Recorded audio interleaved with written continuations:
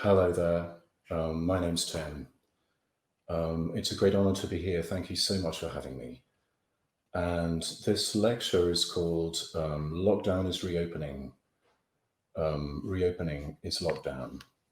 Thank you again for having me.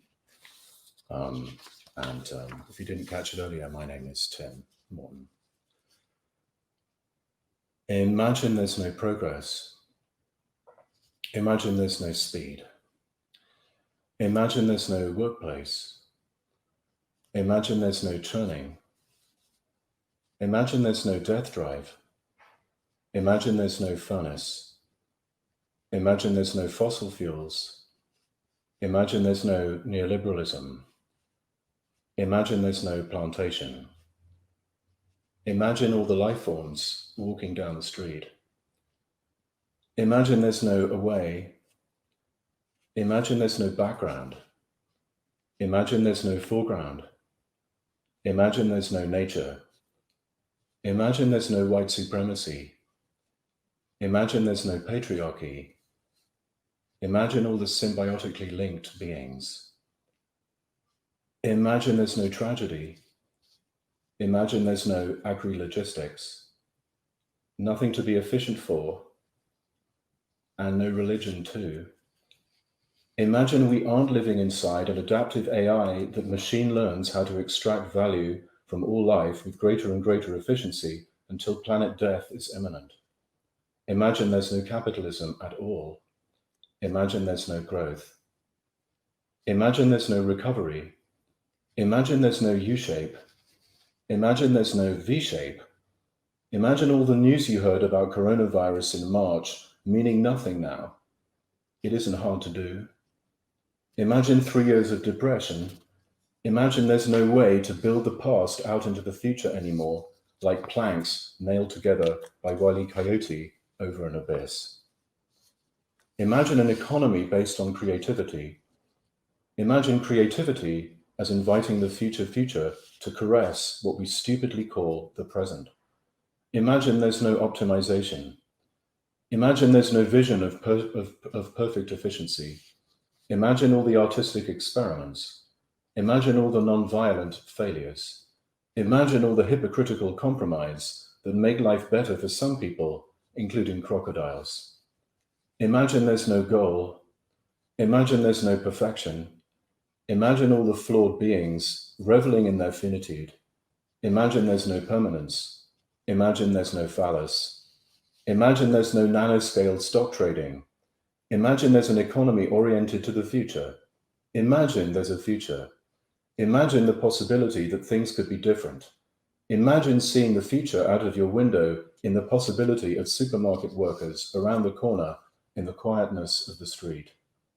Imagine there's a future in the look of someone wearing a mask. Imagine the mask is saying, "I want you to live." Imagine all the people doing a semaphore that says, "I want you to have a future."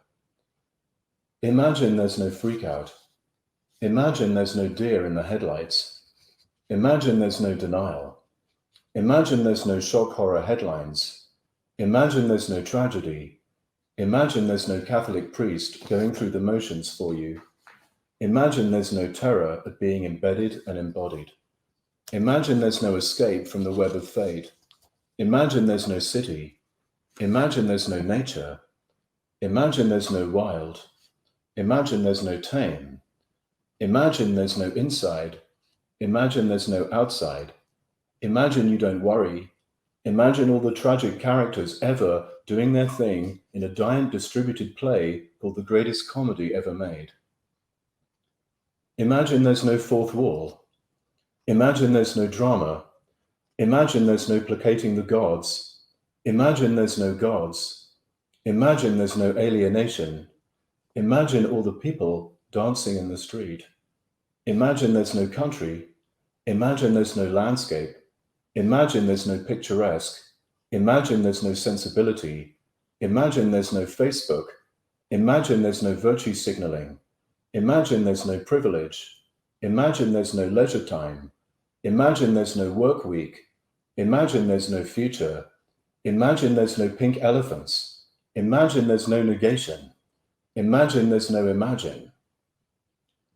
Imagine all the tiny mirrors at Caltech shimmering without mechanical input. Imagine all the mirrors at the LIGO Gravitational Observatory quantum shimmering without being pushed. Imagine there's no mechanism. Imagine there's no cogwheels. Imagine truly random numbers. Imagine pure contingency. Imagine there's no omnipotence. Imagine there's no omnipresence. Imagine there's no omniscience. Imagine there's no Google. Imagine there's no space. Imagine there's no measurement. Imagine the sleeve of the album Imagine. Imagine what Yoko Ono says on the back. Imagine the clouds dripping. Dig a hole in your garden to put them in. Imagine that this is not here. Imagine the future is falling around us like rain. Imagine you understand what this means. Imagine the end of this lecture. Imagine there's no art. Imagine there's no craft. Imagine there's no noise music. Imagine there's no good taste. Imagine there's no need for Greta Thunberg to be exploited as the poster child for innocent, unspoiled nature. Imagine there's no viral memes. Imagine that the first global symbol of innocent, unspoiled nature isn't a 16-year-old, highly exploited girl. Imagine all the celebrities not queuing up around the block to be photographed with Greta Thunberg. Imagine she could go back to school. Imagine there's no school. Imagine there's no fascist memes. Imagine there's no stupid poor people scrabbling around with metal detectors on the shoreline of history looking for a deeper meaning under the bits of washed-up swastika. Imagine there's no searching for meaning in the shards of the past. Imagine there's no Britain. Imagine there's no Brexit. Imagine there's no Europe. Imagine there's no anti-Semitism. Imagine there's no uncanny valley. Imagine there's no life. Imagine there's no death. Imagine there's no exorcism. Imagine there's no exit. Imagine there's no Dave. Imagine there's no Hal. Imagine there's no Stargate. Imagine there's no Scotty. Imagine there's no misogyny. Imagine all the things happening on all the different scales. Imagine there's no anthropocentrism. Imagine there's no Drea trauma. Imagine there's no bargaining. Imagine there's no acceptance. Imagine there's no shock. Imagine there's no denial. Imagine there's no depression. Imagine there's no truth and reconciliation. Imagine there's no colonialism. Imagine there's no hubris. Imagine there's no closure. Imagine there's no enslavement. Imagine there's no space. Imagine there's no clocks. Imagine there's no worldviews. Imagine there's no Western Civilization 101 class. Imagine there's no naked faces. Imagine there's no natural. Imagine there's no unnatural. Imagine we all decided to wear a mask that says, "I have mercy on you." Imagine there's no men. Imagine there's no transphobia. Imagine there's no masculinity. Imagine all the people caring about their future selves. Imagine all the people we will never be physically close to. Imagine there's no social distance. Imagine social distancing actually means social intimacy. Imagine lockdown means reopening. Imagine reopening means lockdown. Imagine there's no cars on the freeway down the street. Imagine there's no engine roar. Imagine there's no reopening. Imagine there's no gender. Imagine there's no ice. Imagine there's no borders. Imagine there's no utility. Imagine there's no telos. Imagine there's no racism. Imagine there's no objectification. Imagine there's no here. Imagine there's no there. Imagine there's no mass extinction. Imagine there's no statues. Imagine there's no police. Imagine there's no burnout. Imagine there's no work. Imagine all the humans fading quietly away into the grass. Imagine there's no purpose. Imagine there's no whiteness. Imagine there's no voter suppression. Imagine there's no plastic. Imagine David Attenborough doing a show about whiteness, the same as the show about plastic. Imagine there's no goal. Imagine there's no destiny. Imagine David Attenborough hypnotized to become the ultimate assassin. Imagine the reality show where he does jobs for us. Imagine there's no other show on TV. Imagine there's a future. Imagine there's no nightmare. Imagine there's no return to the churning. Imagine there's no lockdown. Imagine there's no now. Imagine there's no here. Imagine there's no reductionism. Imagine there's no scientism. Imagine there's no materialism. Imagine there's no idealism. Imagine there are no good ideas. Imagine there is no right ideas. Imagine there's no wrong ideas. Imagine there's no colonialism. Imagine there's no confusion of space and time with the measurement of space and time. Imagine there's no dominant measuring mode. Imagine there's no distance. Imagine all the body fluids free to pulse in whatever way they wish. Imagine there's no repetition. Imagine there's no repetition. Imagine there's no repetition. Imagine there's no speed. Imagine there's no rush. Imagine there's a train wreck. Imagine this is a good idea. Imagine there's no reification. Imagine there's no men. Imagine there's no exit. Imagine there's no outside. Imagine there's no meta language. Imagine there's no nature. Imagine there's no good taste. Imagine there's no beauty. Imagine there's no disgust. Imagine there's no seriousness. Imagine there's no stupidity. Imagine there's no rent. Imagine there's no golf courses. Imagine there's no Trump. Imagine there's no kleptocracy. Imagine there's no lawns. Imagine there's no feedlots. Imagine there's no meat. Imagine there's no huge steaming piles of Europe rotting in the sun. Imagine there's no America. Imagine there's no Eden. Imagine there's no prehistory. Imagine there's no history. Imagine all the wiggle room. Imagine there's no bubbles. Imagine there's no walls. Imagine there's no vaccine. Imagine there's no clean. Imagine there's no dirty. Imagine there's no school.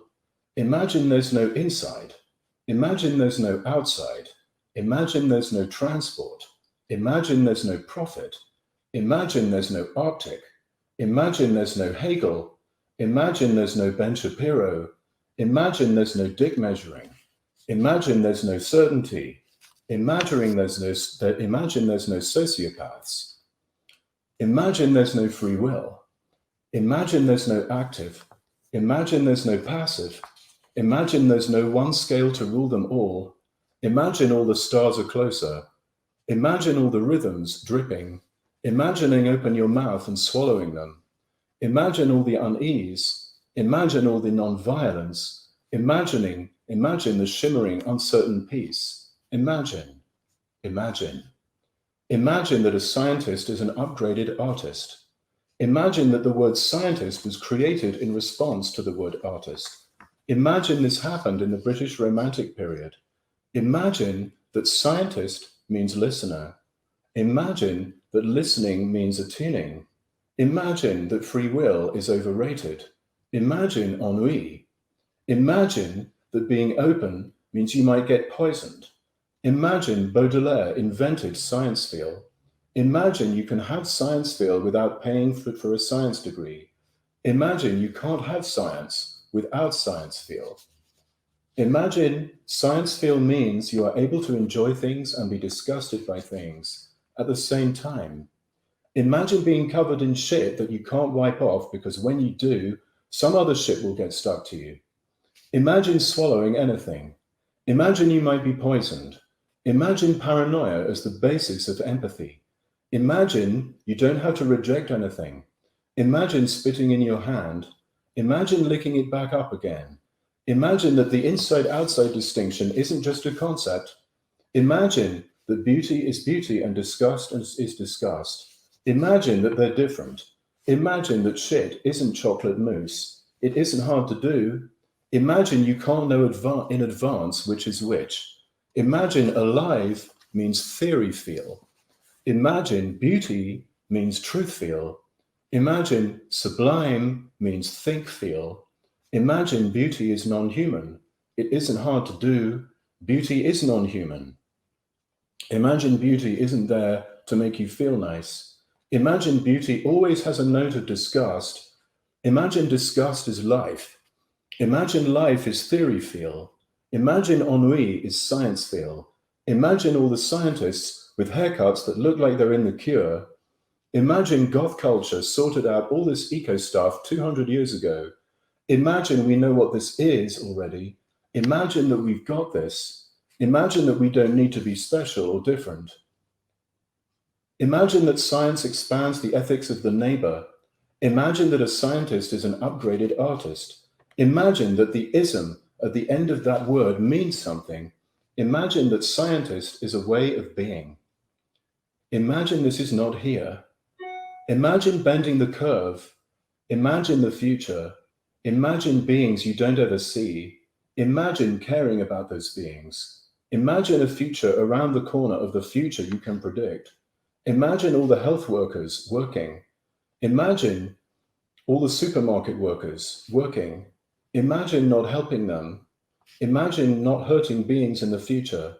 Imagine utilitarianism can't tell you about this. Imagine the dominant way we have of imagining time is locked into the neoliberal churning of the Mickey Mouse brooms. Imagine the sorcerer's apprentice is us. Imagine the sorcerer is the spirit of the brooms. Imagine living inside an adaptive AI that machine learns how to extract value from all life until there is no biosphere. Imagine I already said that. Imagine hearing it again. Imagine everything exists on a spectrum. Imagine ideology. Imagine a theory class where I tell you I am so smart and you are so paralyzed.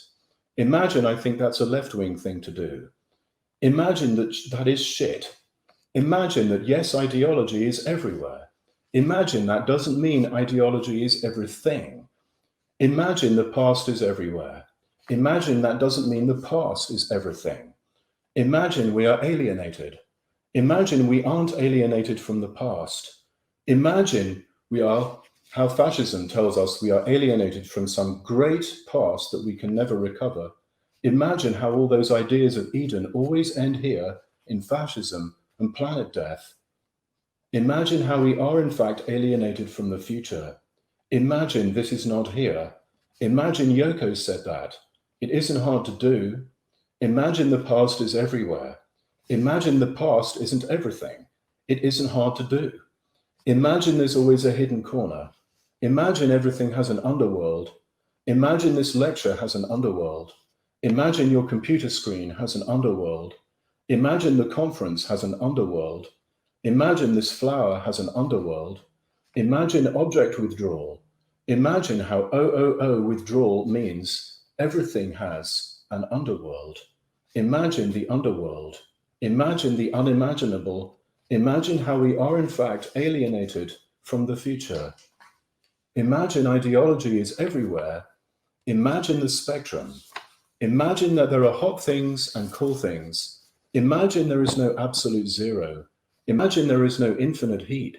Imagine everything vibrating. Imagine ideology vibrating. Imagine there is a cool version of ideology. Imagine the idea that Raymond Williams calls structure of feeling. Imagine a vibe. Imagine it's not an ideology yet. Imagine it's not hot enough, not solid enough, not mechanical enough. Imagine it's a shimmering vibe. Imagine how flimsy the structure of feeling is. Imagine how it's not just your feeling. Imagine it's a collective feeling. Imagine it includes humans, trees, streets, supermarkets, hospitals, viruses. Imagine that somewhere in the past are shimmering gates to the future. Imagine Afrofuturism. Imagine how there are gates that can take you to different places, different times. Imagine how there are wavering gateways, places where we can slip into hyperspace. Imagine all the stars are closer. Imagine we leave the space of alienation and zoom into the place called hyperspace. Imagine it should really be called hyperplace. Imagine hyperplace. Imagine the future shimmering in the shards of the past. Imagine the spectrum of ideology. Imagine how the flimsy, cool structure of feeling is the basic ground of hot, mechanical, churning ideology. Imagine how the structure of feeling is the logical condition of possibility of ideology. Imagine the coronavirus structure of feeling. It isn't hard to do. Imagine planet-scale collective awareness of the future. Imagine Black Lives Matter. It isn't hard to do. Imagine planet-scale collective action on the continuing slavery of the Mickey Mouse brooms. Imagine automated slavery. Imagine it's called capitalism. Imagine there's a wavering gate to the future within the churning of the brooms. Imagine the flimsiness of the structure of feeling is its strength. Imagine a willow tree. Imagine an oak tree. Imagine a storm. Imagine how the oak tree breaks in the storm. Imagine the coronavirus storm. Imagine the oak tree breaking. It isn't hard to do. Imagine Sophocles' play Antigone. Imagine how in that play, the dictator's son tells him about oaks and willows. Imagine Me Too. It isn't hard to do. Imagine planet-scale collective awareness of patriarchy. Imagine America. Imagine stupid, sad, broken America. Imagine there's no country. Imagine America never was a country because of slavery. Imagine how Europe outsourced slavery to the Americas. Imagine how America is huge piles of past Europe. Imagine all the abject white people searching through the piles for meaning. Imagine proto-fascism everywhere. Imagine how America isn't all piles of Europe. Imagine how Me Too and Black Lives Matter started in America. Imagine how America is the future because it never was a country in the first place. Imagine how that something isn't something Ronald Reagan would say. Imagine socialist America. Imagine Texans being socialist. Imagine socialist cowboys. Imagine Oscar Wilde already had that idea. Imagine how powerful that would be. Imagine the possibility that things could be different. Imagine an economy oriented towards this possibility. Imagine socialism. Imagine creativity. Imagine all the false starts. Imagine all the failures. Imagine that's okay. Imagine not trying to perfect things. Imagine there's no one solution to rule them all. Imagine there's no churning. Imagine there's no fiery furnace. Imagine there's no perfection. Imagine there's no cynicism. Imagine all the broken people, all the broken trees and hedgehogs. Imagine them creating the future.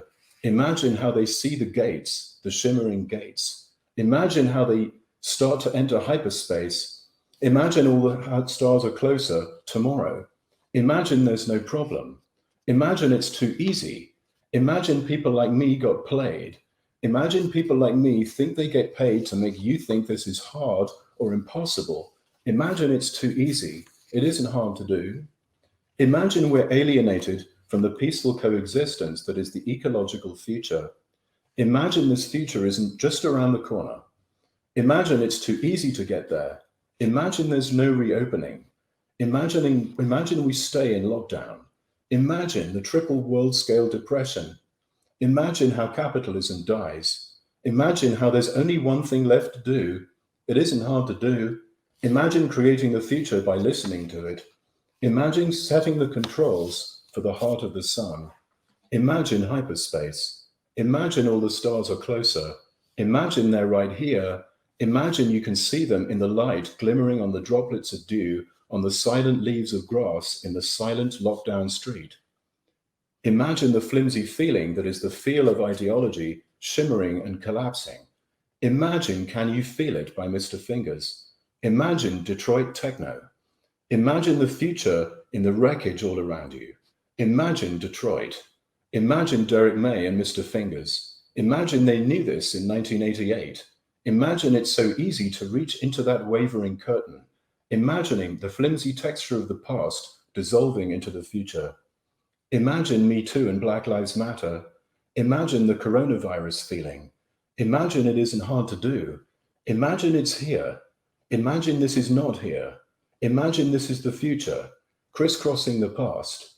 Imagine the dimensional gate. Imagine the feel of reaching through the gate. Imagine your hand disappearing around the corner into the future. Imagine you don't even have to move. Imagine there's no forwards. Imagine there's no progress. Imagine art means listening to the future. Imagine you don't have to do something. exactly like you thought. Imagine do and experience are blended together.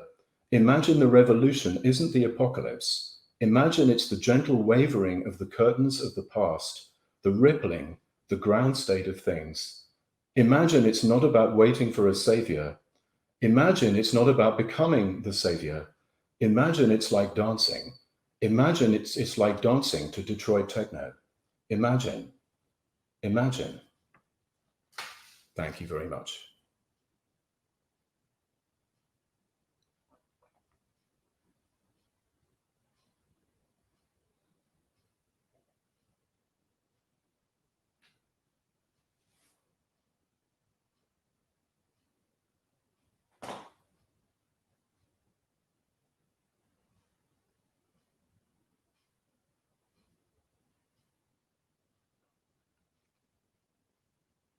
My nice host just said it was beautiful.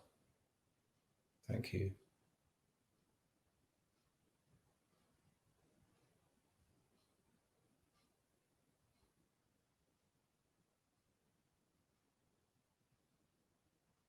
Oh, good. So there's some questions. That's good.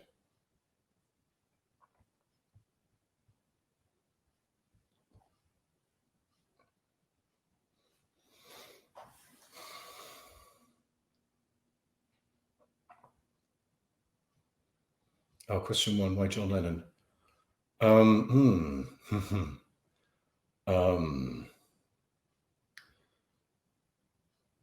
It was either Lennon or McCartney. Lennon is the negative, yeah, and McCartney is the positive.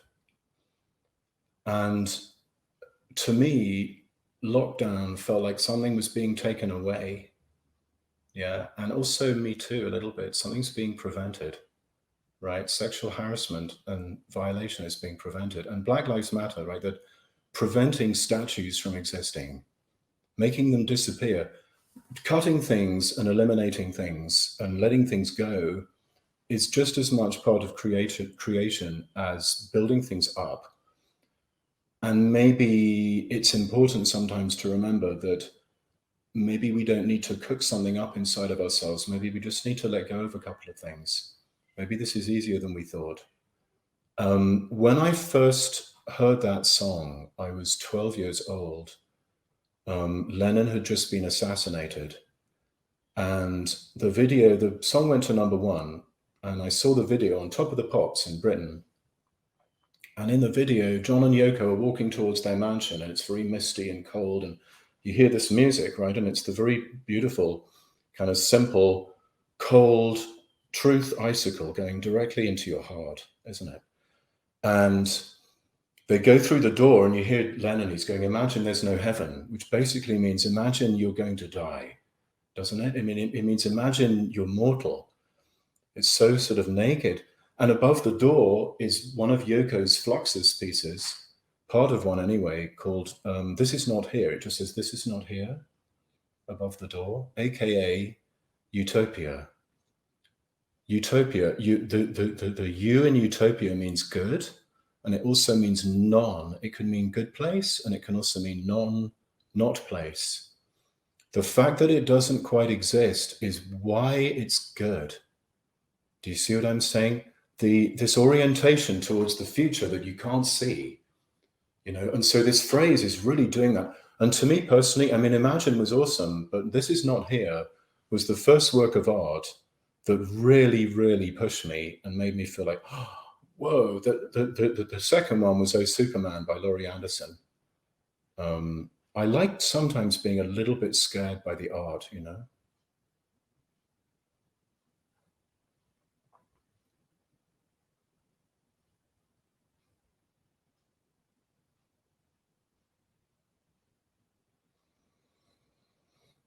Question two, you said so many things. We should, will imagine. What's the first three? Could you elaborate on revolution not being the apocalypse? Okay. Okay, so there's this Marxist philosopher who I like a lot called Walter Benjamin. He lived earlier in the 20th century. And one of the things he said that was extremely good, I think, is for him, socialism, whatever that is, means doesn't mean progressing into the future, actually. What it means is you pulling the emergency brake, right? Stop, just stop. Stop the world. I want to get off. You know, there's so much machination, churning. The first few weeks of lockdown, almost no one was driving in Houston. And then maybe 5 a.m, I was listening and I heard this sound. It was like this roaring wind. I'd forgotten the sound of traffic. I thought it was the wind. And then after a few minutes, I'm like, oh, okay. It's actually just the traffic on the freeway near to where I live. But it had lasted long enough for me to forget it, right? Like to let go of this idea that there has to be this. And, you know, that's what we call life, but really it's not. It's just surviving. And on the whole, civilization, aka white Western civilization, unquote civilization, since 10,000 BC has been in survival mode, right? In other words, it doesn't matter who gets in the way. It doesn't matter who we get rid of. We have to exist, and life means opposite of dying. Whereas in fact, of course, life is kind of in between two different kinds of dying. It's in between just churning round and round and round and round like that, which is in Freud called the death drive, and not existing at all, right? Like when all the chemicals inside of me become the same as all the chemicals outside, it's called Tim is dead, right? This one, which is the just disappearing, is the John Lennon fading away, right? This one is the Neil Young burning out. Yeah, Neil Young said, I'd rather burn out than fade away. John Lennon's like, you've got to be kidding. Everyone would rather fade away, really, than burn out. I'm with Lennon on that one. And look what happened to him. Could I elaborate on revolution not being apocalypse? Yeah. Almost every theory of action is stuck inside a medieval patriarchal meme created by Neoplatonic Christianity, mostly, having to do with a very strong difference between active and passive, right? And we have this idea in our head that revolution means acting rather than being passive, right? So Obama was bad because he did these incremental changes. That was bad. Whereas Lenin was good because he's like, well, it's just going to be a revolution, you know. Well, who gave you the authority, dude? You know. I think what we need to do is change what we think act could mean, so that acting is a bit softer and passive is a bit sharper, right? This has a very, very strong gender implications to it. Yeah. Anyone who's ever been in a band knows that actually playing in a band means listening, right? You're listening to the music. You're listening to the other people in the band. You're listening to your musical heritage. You're listening to your instrument. There's all these different ways of attending, and that's how you play, right, with other people. So I think what happens if you put an action into a particle accelerator and spin it around a lot, what you find is it's made up of little tiny dots of appreciating. Yeah. And so actually, this difference, this binary that we have, you know, binaries are a big old problem, right, everywhere. And this difference that we have between act and not act, act and suffer, or active and passive, or act and experience, is a big problem everywhere. It's everywhere. This virus just got everywhere. There's no reason for it. And it's super important to realize, yes, absolutely, there needs to be action. Right? We can't just sit around looking at the disaster. We got to do something, but maybe do doesn't necessarily mean what it might have meant, you know, in the past. Maybe we need to change that, especially also because we think that animals, whatever they are, this stupid word animals that we use, animals don't act, they just behave. In other words, animals are like droids. They just do stuff because somebody told them to. They're passive, right? Whereas humans act, they're active. This is a basic fundamental problem, and it also has to do with patriarchy and racism, right? Because non-white, non-male beings are supposed to be passive or at least less active, right? So we've got to do something about this, really, because struggling against patriarchy and racism is foundational to any left-wing politics. It's not this extra thing, right? Where you give everybody like distribution of wealth, then you look after, do something else, right? That's absurd. Even though anti-racism and feminism may have arisen in their current forms chronologically after some of the left-wing stuff of the 19th century, that doesn't mean they're logically after. They're logically before. You've got to do this stuff, you know, to have a real actual revolution, and actually to reach across to the crocodiles and the coral and the hedgehogs. You've got to end patriarchy, and you've got to fight against racism, which also means fighting against anti-Semitism, obviously. Your speech or manifesto may be oscillated constantly between emotions, history, facts, concepts. How do we act less sterile in academic discourse, art institutions, in short life? Well, it's an issue, isn't it? I mean, you know, I'm privileged. I got a degree, I got a PhD, I got a job, then I got tenure, then I got full professor, right? Then I realized that maybe I can relax and start telling people what I really think.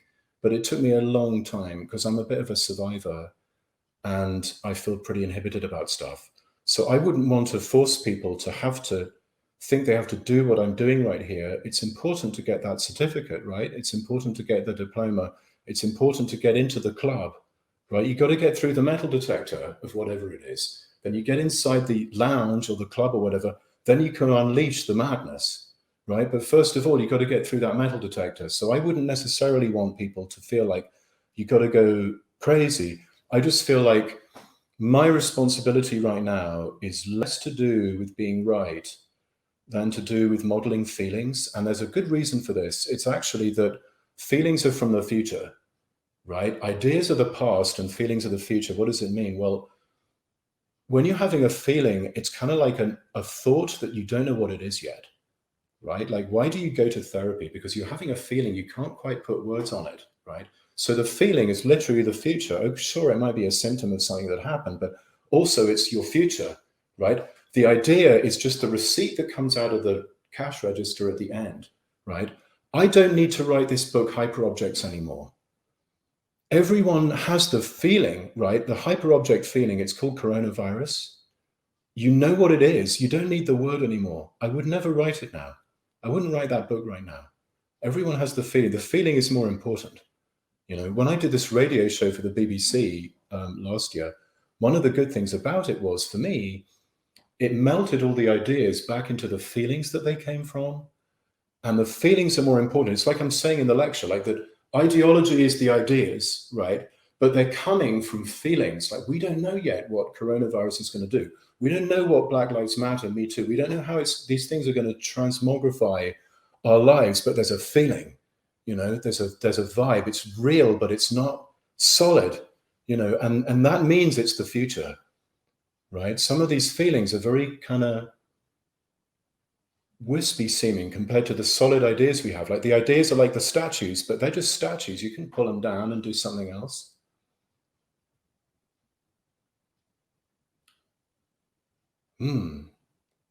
How are Hyperobjects, the book, and Hyperobject the exhibition different from each other? How did you approach the medium or idea, this walking, talking, physical manifestation of what you'd written? Gosh. Do you know, we tried very hard in both exhibitions not to represent hyperobjects, right? Like, here's this idea, then we're going to represent it. Instead, we tried to, like I say, like, melt the idea back into the emotion, right? Now, at the CCCB in Barcelona, the curators there, who are geniuses, hello, curators from Barcelona, they had this amazing idea. It was better than the idea I had for the Marfa, Texas one.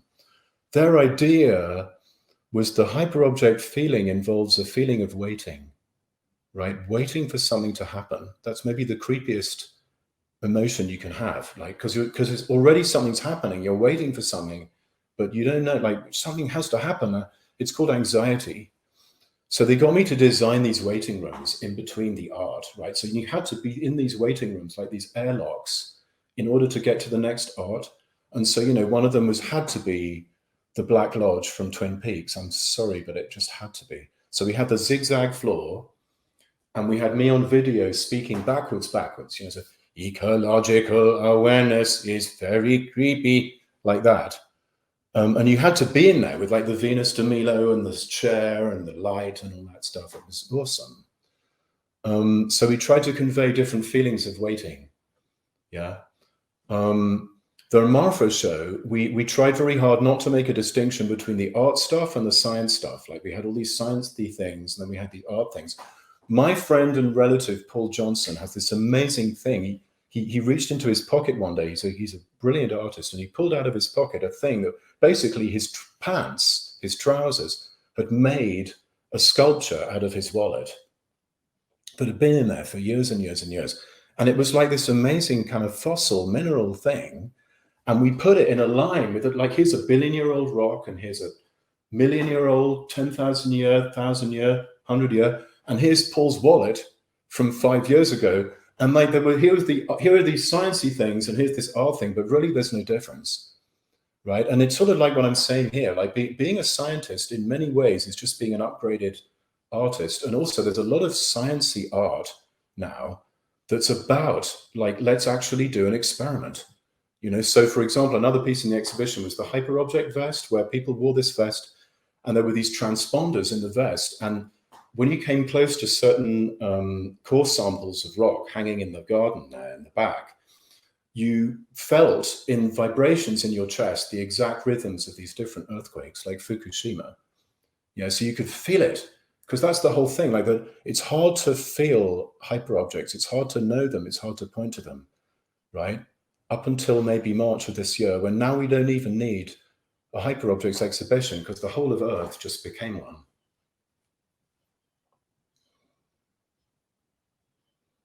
Oh, do you have another idea for an exhibition? Gosh, I would love to do another exhibition. I haven't thought much about that. You know what I'm doing right now? I know this sounds really crazy because I wrote like 25 books or whatever, but I suddenly realized I'm a writer. You know, that sounds really stupid, doesn't it? But there's a writer feeling, and it's like you're this hermit and you're in this little hermit place. Me, I'm in this kind of subtropical town of Houston, and I'm like, the whole world is kind of coming through my window and into my head, and that's the writer feeling.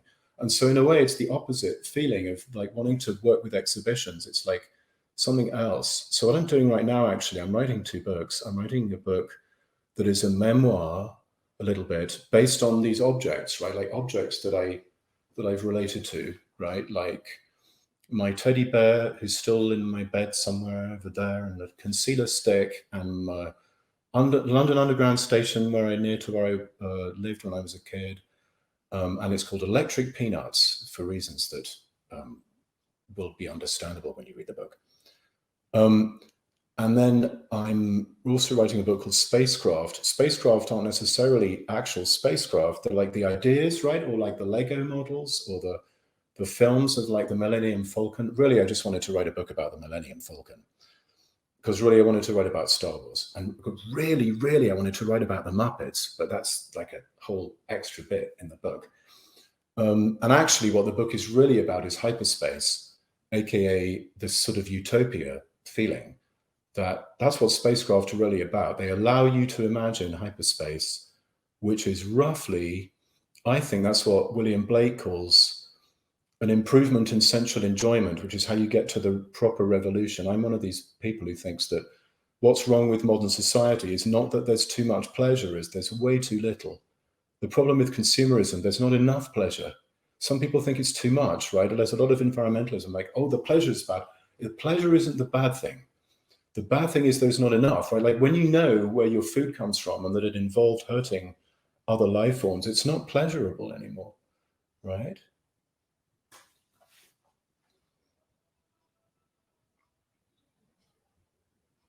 There's my son singing in another room. How do you negotiate the physical and the virtual time you spend with people or at work? You think they're different at all? Is there a way to enjoy digital more? Yeah, that's a very good question. I do everything online right now because I suffer from asthma and sleep apnea, actually.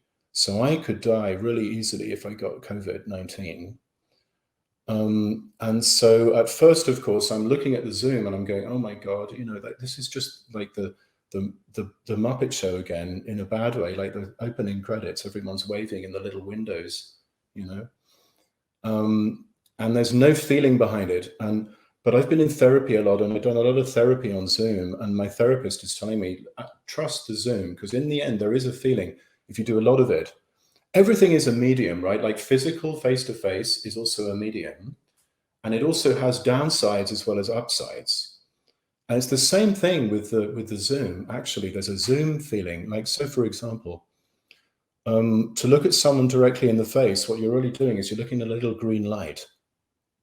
But in a funny way, when you're looking at someone in the face on a subway train, when are you not looking in a little green light? Because you're never sure, are you, that the person is actually a person, right? Like I could easily be an android. You know, there might be some kind of key in the back of my neck, right? You don't know. I don't know. And so funnily enough, this kind of everyone's looking down away from each other thing on the Zoom, it starts to have this emotion to it that's actually quite interesting and enables you to say and feel things that might be different. So I'm teaching in my university, my students are very shy. They don't like to talk, but they use the chat a lot to say things. There's actually more interacting going on. I know some people find it easier than being at school, right? Middle school or high school, there's a lot of homophobia, transphobia, and there's a lot of sexism, racism in school, right? And people, and also intelligent people, like having trouble in school. And so actually being on their own, a little bit on their own, they're not on their own, right? They have Snapchat, you know?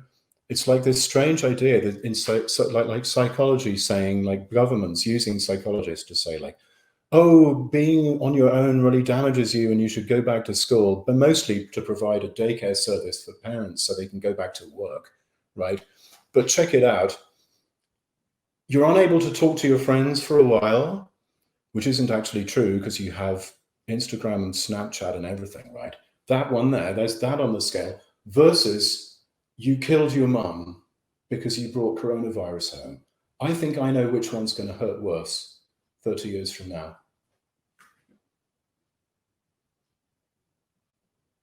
Can you imagine a rational metabolism with nature? Gosh, if I knew what the word rational meant, and I knew what the word metabolism meant, and I knew what the word nature meant, I'd be able to answer the question. But you know what? As you get older, you feel more stupid. You know, like the 20-something me really hates the 52-year-old me who's doing this lecture. The 20-something me who was totally right about everything and really super unhappy hates the fact that it's me doing this, you know. So kind of like, I'm so sorry, boys, 20-something boys. This is for you, okay? Some of you think that philosophy means having the biggest ideas and comparing the bigness of your ideas to other people's big ideas. And who's got the biggest idea? In the end, you find out that ideas are just lampposts on a journey called the love of wisdom. That's what philosophy really means, is the love of wisdom. The ideas are just lampposts that pass you by, right? Aristotle says you do your best philosophy after you're 50 years old. And I think I know why now. Because you kind of give up having ideas. So I'm ever so sorry, because I mean, I could give you hours, I could talk rubbish about this, but I don't even know what that means. And that's my fault.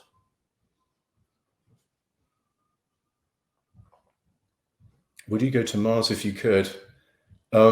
Is there life on it? One asks oneself sometimes. Nah, no. I'd rather go to Earth. Have you heard about it? It's this great planet.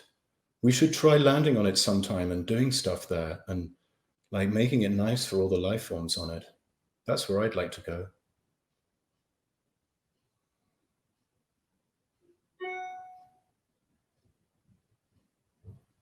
Somebody said, thank you, Tim. It's such a great pleasure. Oh, last question. It's an honor to do this. Thank you for having me. Can you come to Rome soon? We'd love to have you here. Of course, I would love to very much. I am a little more concerned than I used to be about the burning the fuels. I know like individual action doesn't work very well, but also I got a model not doing it for people. So we'd have to figure something out. But I'm not super religious about that. And I also think that there's a difference between guilt and responsibility, right? There's some people are guilty. Some of them work a couple of miles that way from me. They're the directors of Exxon and so on, Chevron. They should be arrested and put on trial for something like war crimes. Meanwhile, everyone else is responsible, but there's different levels of responsible. It's guilty or not guilty, but there's different levels. Like white boys like me, 99 to 100% responsible all the time for what's going on. Pacific Islander, maybe 0.00001 or 0. Yeah. That's the nice thing about responsibility. The other thing that's nice about it is all you have to do to be responsible is understand something. You don't have to prove that you did it. You just have to understand it. If you understand the stove is going to hurt when someone puts their hand on it, you are responsible to take their hand away when they try to. So you don't have to prove you did it, right? All this stuff about proving that we did it, it's like a big old waste of time. We are responsible because we understand it, right? So of course, but in another way, I'd like to ask a weird, cute question, which is, haven't I just come to Rome now? You know, that's really cute, isn't it? That's stupid. But no, of course I would love to come to Rome.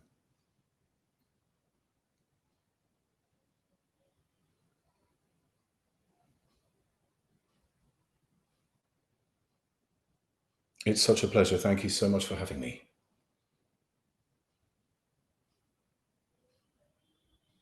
Looking forward to it too. Marvelous. Absolutely.